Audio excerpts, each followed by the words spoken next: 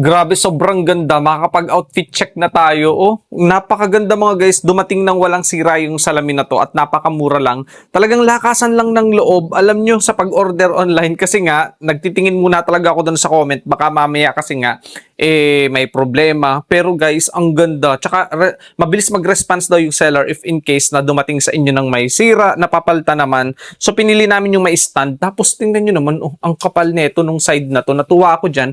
And sobrang linaw nung salamin. Napakamura lang nito mga guys. Alam nyo, tagal naming walang malaking salamin. Nagtitiis kami dun sa kaputol, dun sa kalahati. Since mura, talaga nang check out na kami mga guys. Oh, mayroong gold, may silver, may black. Yan, makakapili kayo. Silver, black, gold yan.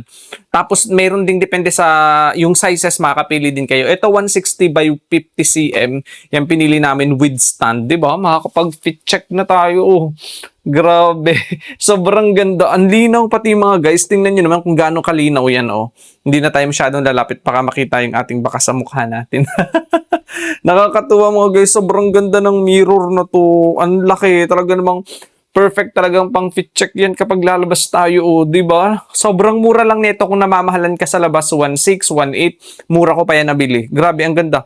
Buti na lang guys, nakakabili na ng mga ganito online nang darating sa inyo ng safe. Napakaganda. Grabe. Wala akong masabi dito masyado.